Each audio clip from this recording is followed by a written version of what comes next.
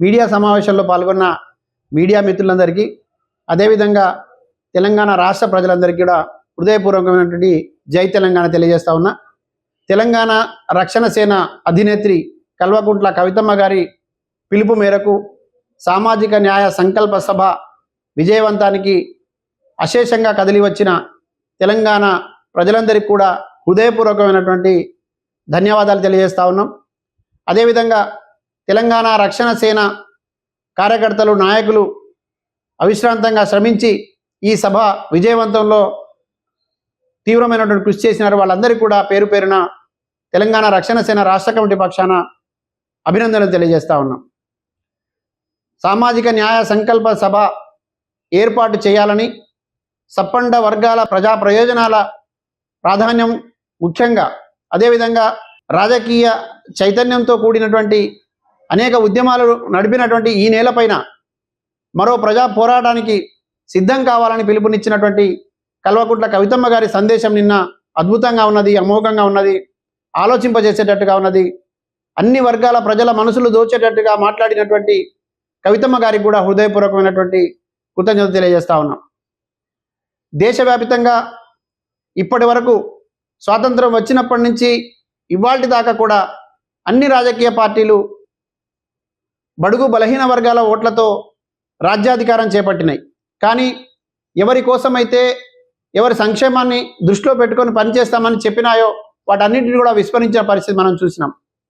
కానీ ఇవాళ ఒక కొత్త రాజకీయ శక్తిగా ఆవిర్భవించినటువంటి తెలంగాణ రక్షణ సేన కవితమ్మ గారి నాయకత్వం లోపల సాధించుకున్నటువంటి తెలంగాణ రాష్ట్రంలో 10 ఏళ్ల పాటు అధికారంలో ఉన్నటువంటి ప్రభుత్వం, ఆ తర్వాత అధికారంలోకి వచ్చినటువంటి కాంగ్రెస్ ప్రభుత్వం పూర్తిగా ఉద్యమకారుల ఆకాంక్షలను, అమరుల ఆకాంక్షలను, తెలంగాణ ప్రజల ఆకాంక్షలకు విరుద్ధంగా వ్యవహరిస్తూ వస్తున్నటువంటి నేపథ్యం లోపల ఇక్కడ ఉన్నటువంటి సప్పండ వర్గాల ప్రజల మదిలో మెదులుతున్నటువంటి ఆలోచనలు, ఇక్కడ ఉన్నటువంటి పేదల బిడ్డల బతుకుల్లో మార్పు రావాలని, ఇక్కడ ఉన్నటువంటి సప్పండ వర్గాల ప్రజల జీవన విధానంలో మార్పు రావాలని, ఈ జీవన స్థితి మార్పు జరగాలంటే ఒక రాజకీయ నిర్ణయం జరిగి ఉండాలని, రాజ్యాధికారంలో భాగం కావాలని ఇక్కడ ప్రజలు కోరుకుంటున్నారనే విషయం పైన మారోజు వీరన్న దగ్గర నుంచి మొదలుకుంటే జయశంకర్ దాకా అనేక మంది చరిత్రలను తెలుసుకొని ఉన్నటువంటి కవితమ్మ ఒక గొప్ప ఆలోచన చేసినారు. సామాజిక న్యాయ తెలంగాణ ఏర్పడితే తప్ప ఈ రాష్ట్రంలో ఈ ప్రజల జీవన విధానంలో మార్పు లేదు. ఈ కులాల అంతరాలు, మతాల అంతరాలు, వివక్ష, అసమానతలు వీటన్నిటిని రూపమాపాలంటే ఏకైక మార్గం సామాజిక న్యాయ తెలంగాణ అని, అది సర్వోదయ తెలంగాణగా రూపుదిద్దడం కోసం తెలంగాణ రక్షణ సేన కట్టుబడి పనిచేస్తుందని ఒక బలమైనటువంటి విశ్వాసాన్ని ప్రజలకు కల్పించాలని ప్రతినబూని సరూర్ నగర్ ఇండోర్ స్టేడియంలో సప్పండ వర్గాల ప్రజలు, ఆలోచన పరులు, బుద్ధిజీవులు, మేధావులు, అనేక ప్రజా సంఘాలని పిలిచి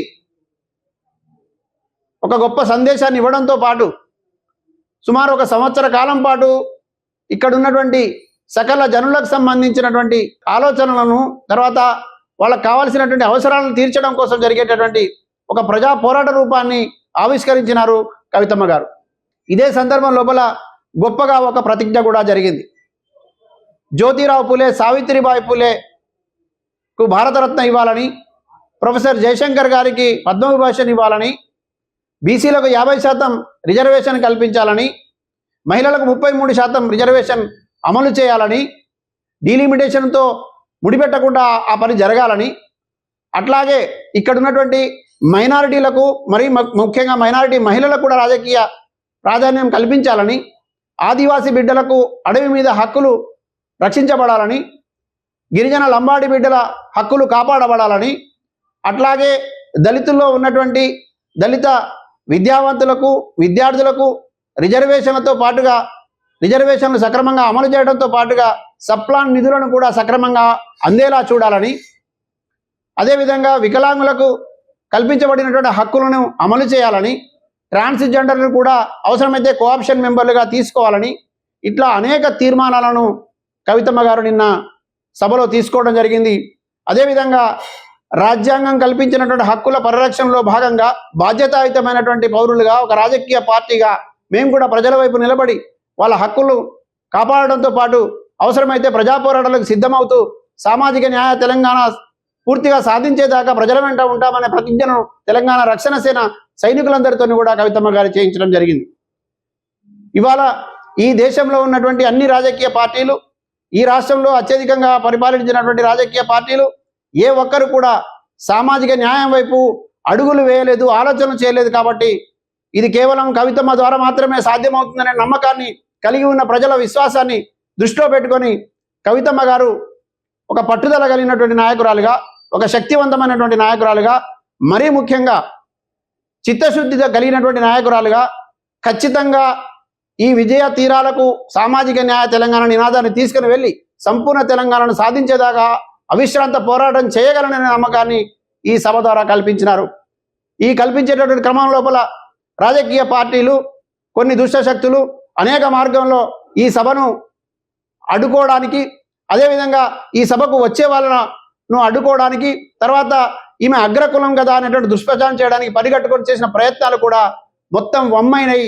ఎందుకంటే తరలి వచ్చిన ప్రజలు కవితమ్మను విశ్వసిస్తున్నామనేటువంటి విషయాన్ని స్పష్టంగా తెలియజేసినారు.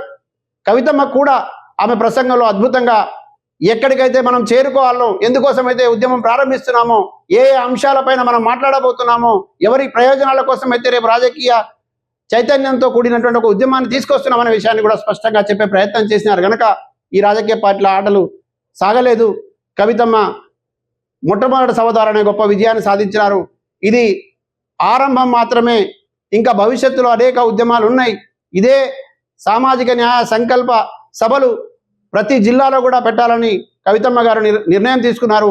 అట్లాగే ఈ రాష్ట్రం మాత్రమే కాదు, దేశవ్యాప్తంగా ఈ ఉద్యమ మంటలను రగిలించాలని, ఈ ఉద్యమ స్ఫూర్తిని రగిలించాలని, అన్ని రాజకీయ పార్టీలకు కనువిప్పు కలుగజేయాలని, భవిష్యత్ తరాలకు ఉపయోగం కలిగేలాగా సామాజిక న్యాయ తెలంగాణ పోరాటం ద్వారా సామాజిక న్యాయం ఈ దేశంలో ఉన్నటువంటి ప్రతి ఒక్కరికి కూడా అందాలని పట్టుదలతో చేసినటువంటి ప్రయత్నం విజయవంతమైంది. కాబట్టి ఈ విజయంలో భాగస్వాములైనటువంటి ప్రతి ఒక్కరికి కూడా తెలంగాణ రక్షణ సేన రాష్ట్ర కమిటీ పక్షాన హృదయపూర్వకమైన కృతజ్ఞతలు తెలియజేస్తా ఉన్నాం.